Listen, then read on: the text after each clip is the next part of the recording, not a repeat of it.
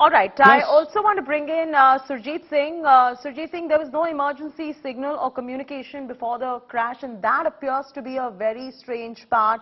I mean, of course, we have Wing Commander Anil Goyal, who has said that this deliberately cannot be possible. But how do you explain then as to how there was no emergency signal or communication before the crash? well, at the outset, we feel sorry for this crash where so many people died.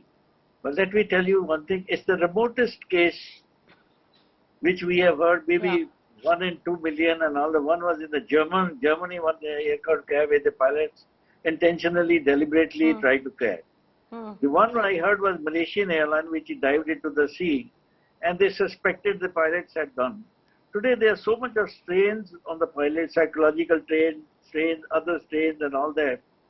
Because of those strains, it stresses in the mind of a pilot, how these two pilots have reacted, whether the other pilot could overtake the other person trying to commit suicide or not, it has to be established, which is very difficult to find out whether it's an intentionally suicidal step or what else has happened.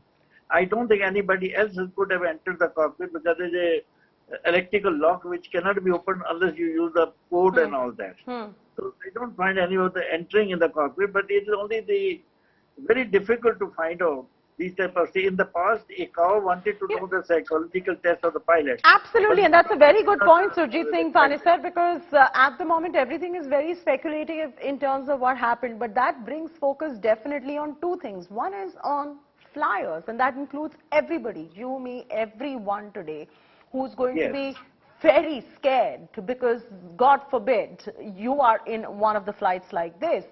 Second focus is, like you rightly mentioned, on the mental health of the pilots as well. Dr. Kapil Kakar, whether it is a burnout, whether it is depression amongst pilots, whether it is mental fitness, are companies being able to have these dialogues regularly with the pilots, take their feedback on their rosters, on the fact to assess whether they are burning out or not, whether they're going through any kind of mental illnesses?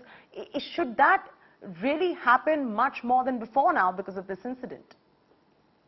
See, first of all the companies, airlines, they have their own protocols in place, and those protocols are primarily very, very stringent.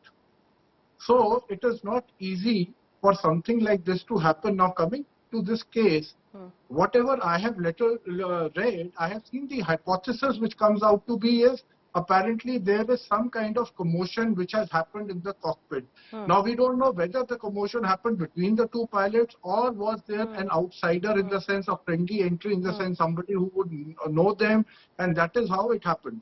Now, coming to the psychological part of it, a lot of the psychological testing, for example, the cognitive ability of the pilot.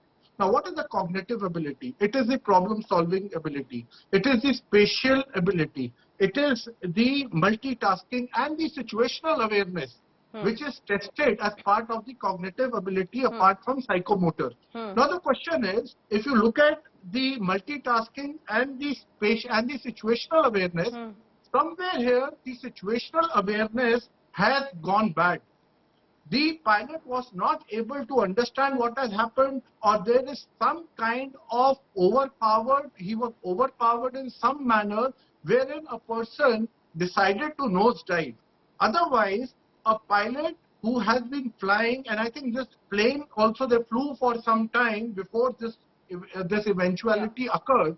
Now the point is, how did this happen within span of few minutes? Now, what the black recorder is, what I have little understood is, what it says is that there was some kind of, like I said, commotion which happened. So when we talk about psychological testing, the only thing, the drawback I see apart from the protocol that I said is that normally the psychological testing does not happen frequently.